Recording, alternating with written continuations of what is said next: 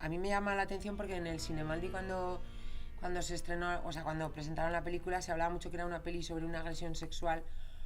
Uf, y a mí me parece una peli sobre la violencia estructural, el patriarcado y la masculinidad violenta.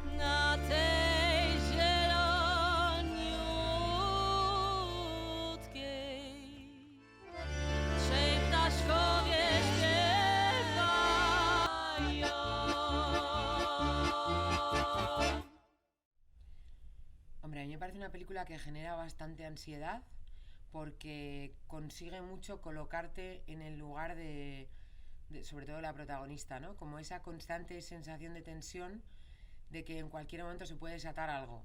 Y conseguir eso y mantenerlo y sostenerlo toda la película me parece muy logrado. Entonces yo creo que sí. Y además como la sensación de que la violencia es constante y no está centrada solo en los momentos puntuales de las agresiones, ¿no? Sino como que hay un entorno de violencia que yo creo que lo consigue mucho, que empatices mucho con ella. Eso ha sido lo fundamental.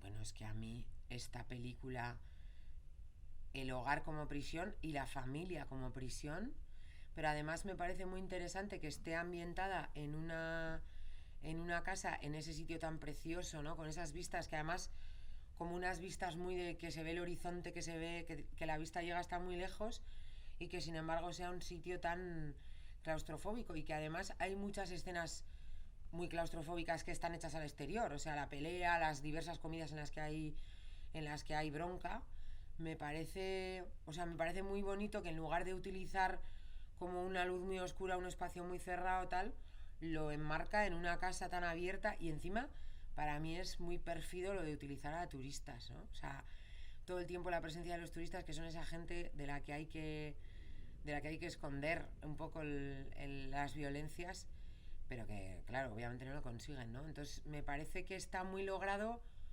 visualmente, pero también esta sensación de, es verdad, efectivamente se pueden ir y efectivamente es un sitio en el que se podría respirar y además tiene pinta porque lo que se ve del hotel es como bonito y como bien iluminado, no es nada sórdido ni agobiante, ni siquiera recargado, ¿no?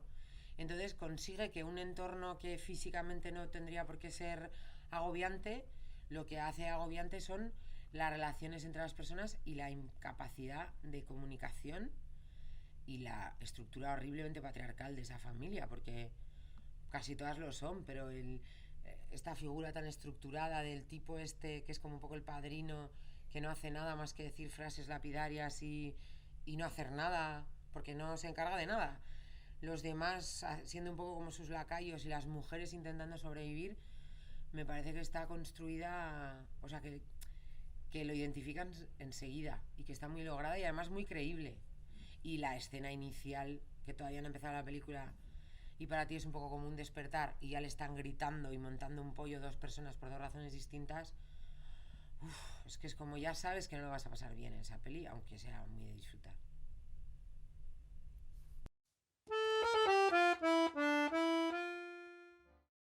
Bueno, es que a mí me parece que esta película, si yo tuviera que decir de qué va, para mí va de la masculinidad.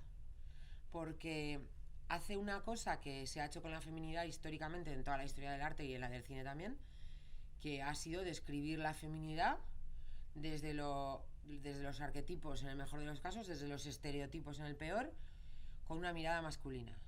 Y aquí lo que hace es una mirada claramente femenina y yo considero que feminista, entiendo que la directora no sé si significa como tal, pero desde luego mirada feminista tiene, y te presenta la masculinidad como un relato castrador, bastante terrible, que te aboca a la infelicidad y que además se ejerce a través del ser violento con el resto de la gente, ¿no? Y yo decía, para mí hay un hilo conductor en esta película que es que todos los hombres llevan chaqueta, que para mí por lo menos sí que es un símbolo bastante patriarcal, ¿no? Llevan chaqueta en un entorno rural, en un negocio familiar, que no tiene ningún sentido, o sea, es una performance llevar chaqueta. Entonces, toda esta, ¿no? Los arquetipos del que es un poco el padrino, que manda y no hace nada, el antagonista, que podríamos decir, o coprotagonista, que es el primo, que es la frustración absoluta, o sea, es inculto, no tiene vida propia, no se habla nada de su intimidad, tiene una gestión de las emociones infrahumana, tiene complejo de inferioridad, no sabe leer. A mí esto me parece un poco igual demasiado extremo, ¿no? Pero bueno, pero y que todo lo gestiona con la violencia y además que le hace profundamente infeliz, ¿no? Y luego el aliado, ¿no? El primo que se supone que es el bueno, que también lleva chaqueta todo el tiempo, que es un aliado en principio, pero luego solo en el discurso, cuando no, cuando la tiene que ayudar a hacer una salida que para ella hubiera sido posible, que hubiera sido irse a la universidad, en eso no la ayuda. La ayuda en la salida imposible, porque pues él igual se puede buscar la vida, pero la sensación que nos da es que a él ahí ha arrastrado a una salida que no tenía, pues que para ella no era posible, ¿no? Y luego hay el personaje bueno, también el padre abandónico me parece una figura profundamente patriarcal, este señor, así como guapo, interesante y culto, que viene, da besos a todo el mundo y desaparece. Y además la abuela le da el zasca de tú se lo has mandado postales, me parece. Y luego el tío, que es el único que no lleva chaqueta, que es el del pollito, que me parece como el pusilánime.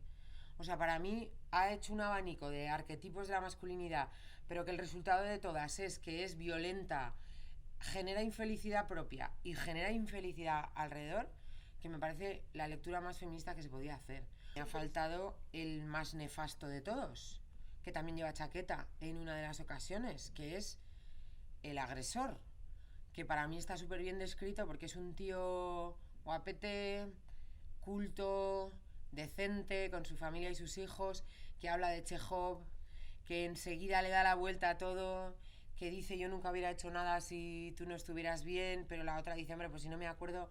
O sea, me parece la perversidad absoluta porque además describe a un tipo de agresor que no es para nada el que nos han impuesto en el relato del terror sexual y que se parece mucho más al de la realidad. Normalmente no te viola un desconocido que sale detrás de un portal oscuro con una navaja.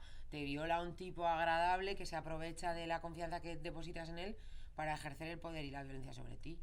Entonces, para mí hace un retrato de la masculinidad en crisis, además. O sea, porque en esta familia está en crisis la familia, Rumanía, el estado del bienestar, el capitalismo, la maternidad y la paternidad, pero también, y yo creo que sobre todo, la masculinidad. Esos hombres no saben dónde meterse.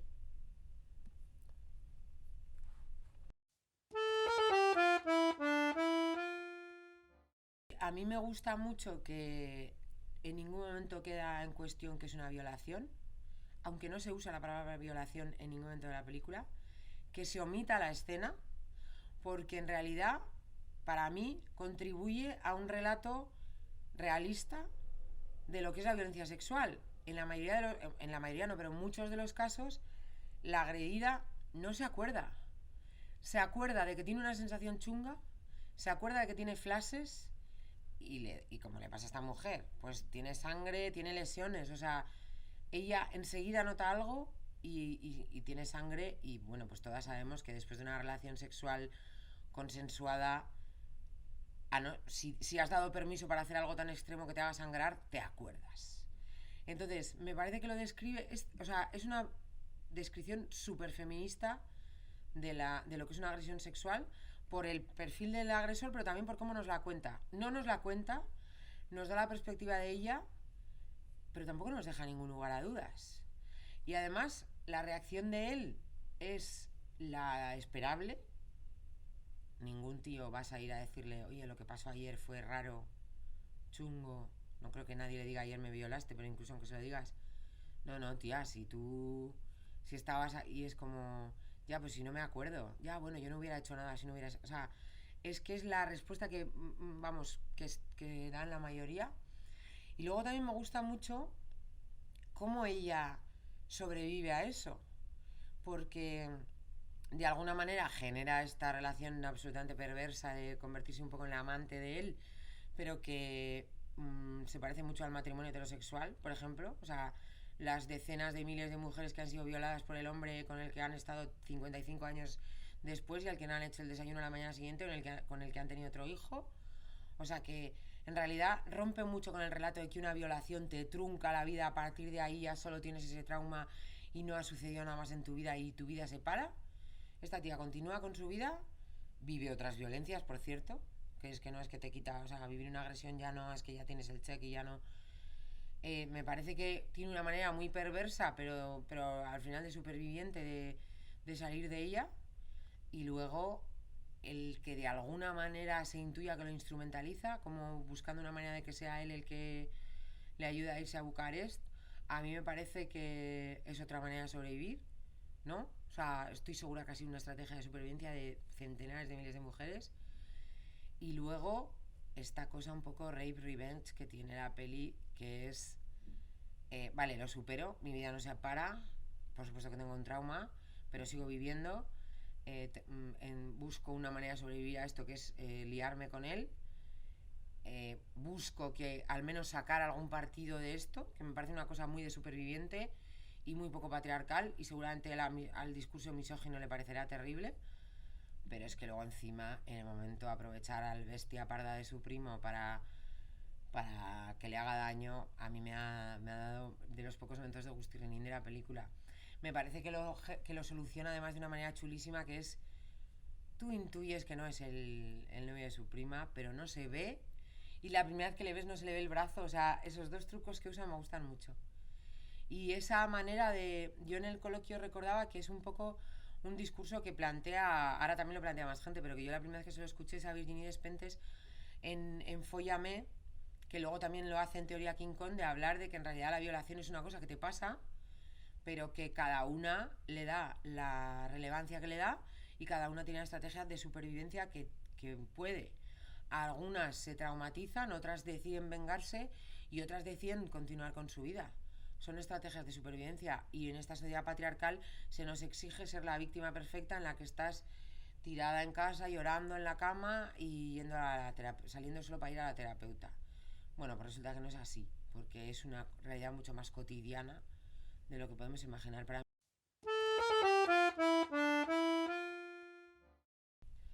sí, yo creo que todos los maltratadores le han dicho alguna vez a su víctima, vete, si tienes ahí la puerta, ¿por qué no coges la puerta y te vas?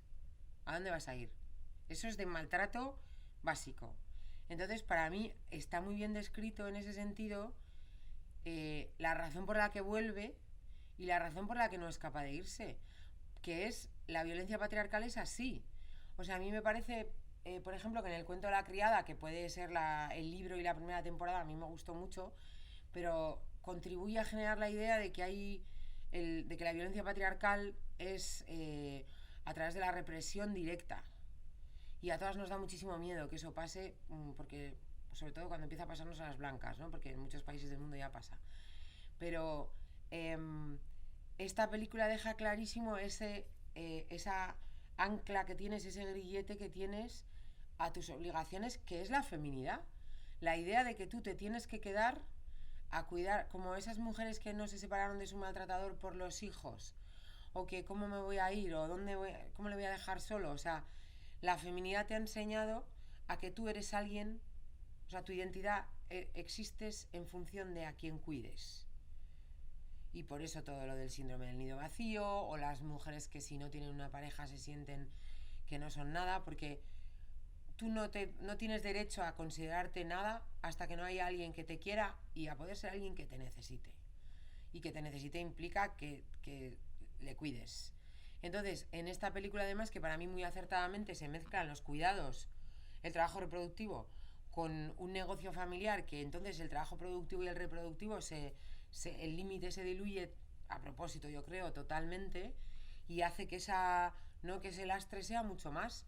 Y entonces es verdad que nadie la controla, porque eso es el patriarcado, una violencia que no se ve, que te impide ser libre, aunque no haya límites físicos a tu libertad.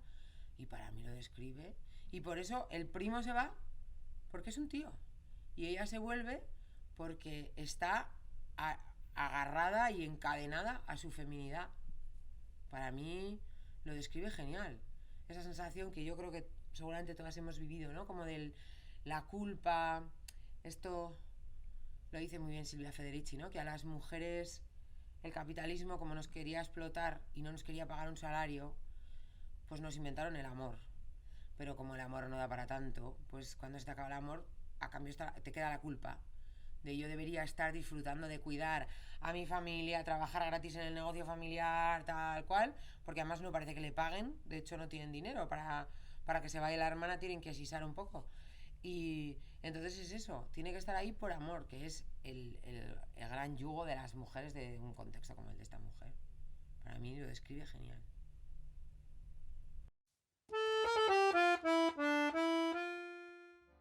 A mí la escena del pollito me parece de una perversidad y me parece buenísima. O sea, me gusta imaginarme en qué momento está escribiendo un guión y escribes ese diálogo bastante demencial y muy perverso, porque es esta cosa tan tierna como es un pollito, el tío todo el tiempo usando la ternura que despierta un pollito para hacerle un chantaje emocional salvaje, pero además también pone sobre la mesa un tema que para mí está bastante transversal a lo largo de toda la película, que es que los tíos son inútiles, porque el tío quiere cuidar el pollito, pero va a necesitar que no sé quién, o sea, necesita como montar una parafernalia para cuidar un pollito, ¿sabes? Que esto una gallina lo hace sola, o sea, me parece, y aparte esta masculinidad como medio blandengue, entre comillas, que le ponen a este hombre, en realidad es igual de perversa que las otras, porque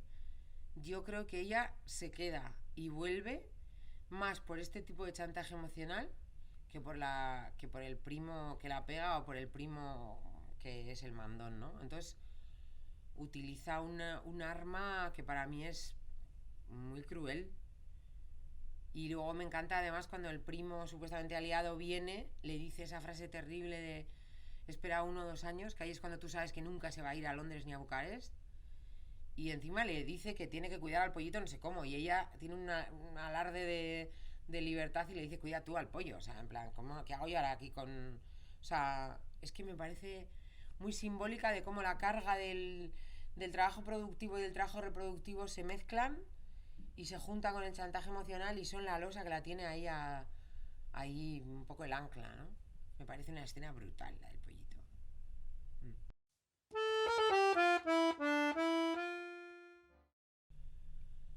Jo, la relación entre ellas es curiosa, pero porque hay una frase muy importante que dice el primo en la pelea final que dice así hemos crecido.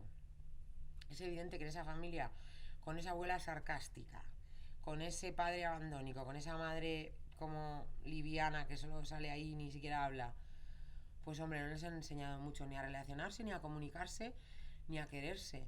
Entonces se quieren mucho, pero se quieren de una manera un poquito como sin ninguna habilidades.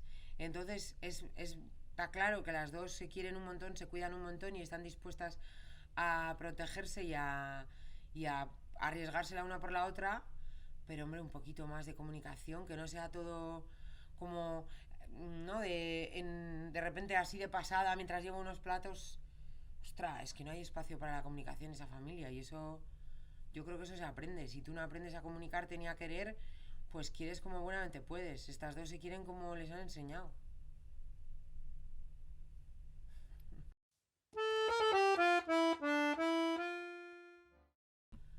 Bueno, yo creo que a veces tenemos muchos prejuicios sobre el mundo rural, un mundo que desconozco fuertemente, la verdad. Pero a mí me parece que en este caso está enmarcada, en realidad el marco es la familia, no el marco rural.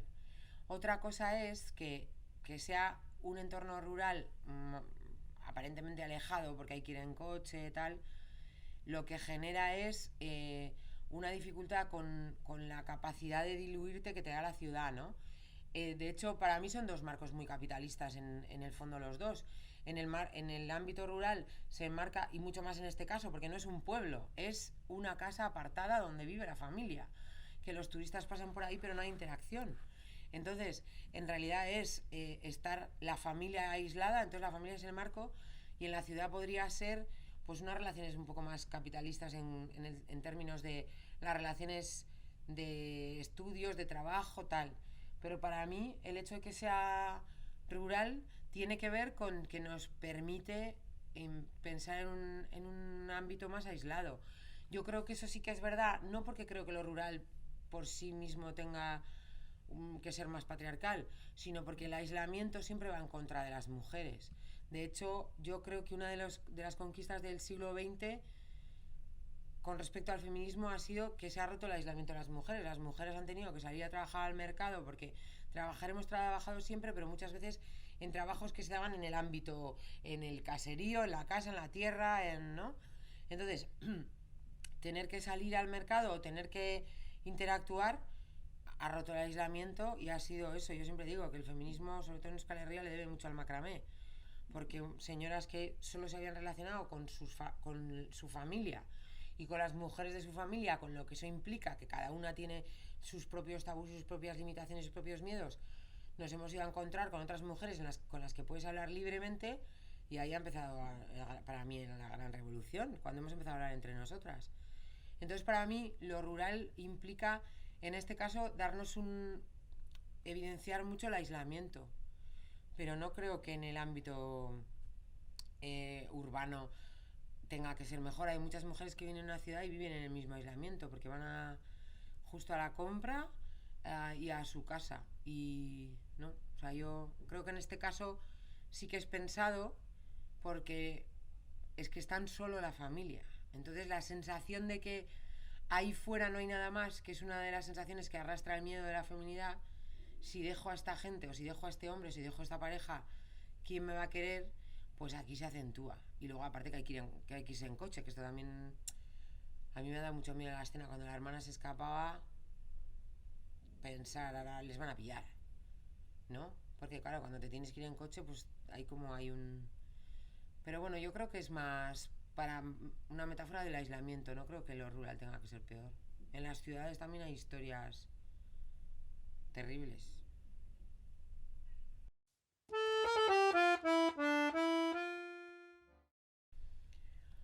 A ver, a mí de esta película hay varias que me gustan y de hecho hay una que es la pelea final, justo antes, o sea, la escena final es brutal, me parece que está logradísima y me parece que visualmente dice muchísimas cosas, pero a mí me ha llamado la atención la pelea final, que como casi toda la película está grabada con la cámara al hombro, que da esta sensación todo el tiempo de caos, pero también la sensación de que estás formando parte de ella. Y yo en el coloquio hacía un poco la comparación con una escena que me fascina de Barry Lyndon, la de Stanley Kubrick, que es exactamente lo contrario. Es una pelea de un montón de tíos con pelucas y con chaquetas, con dorados y no sé qué, en un plano fijo y no se sale ni un dedo del plano. Y a mí me chifla esa escena. Y entonces esta es un poco lo contrario, es todo el tiempo la cámara moviéndose y tienes la sensación de que estás teniendo una perspectiva muy 360 de la pelea y que además la cámara que se mueva tanto te genera un poco la sensación de que estabas ahí. A mí esa sensación de la peli de que crees todo el rato que estabas ahí me parece buenísima, pero esa escena en especial me parece como que está rodada muy casual, pero que tiene que tener mucho trabajo detrás.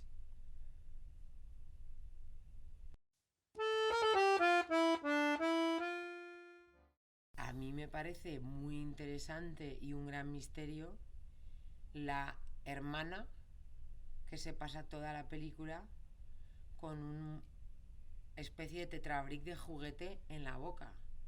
Necesito que alguien me desvele este misterio que me ha encantado. O sea, me ha sido súper perturbador. Solo se lo ha quitado dos veces, una para chivarse, contar lo de su hermana, el novio, y otra en la pelea final. El resto del tiempo lleva una especie de muñequito en la boca, de tetrabric rosa. Me parece alucinante. O sea, me encantas. Igual no tiene explicación. Igual es como... Hay una escena que a mí me flipa del el director que violaba a niñas de 13 años que estaban drogadas, al que no voy a mencionar, pero que tiene una escena brutal en una pelea en Nochevieja en un crucero, que de repente hay una persona disfrazada de Pantera Rosa que se pone a hacer como karate, que descontextualizada totalmente y que nunca he entendido la explicación, pero me flipa y me encanta que esté ahí. Pues esto es un poco así, ¿no?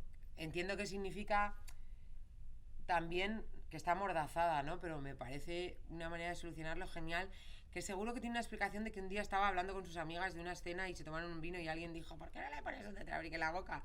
pero me encantaría que alguien se lo preguntara porque me ha flipado. Bueno, es una película que genera muy pocas emociones positivas y este pequeño guiño de un poco mamarracha me ha parecido, me encanta. Mi esker Irantzu. Encantada.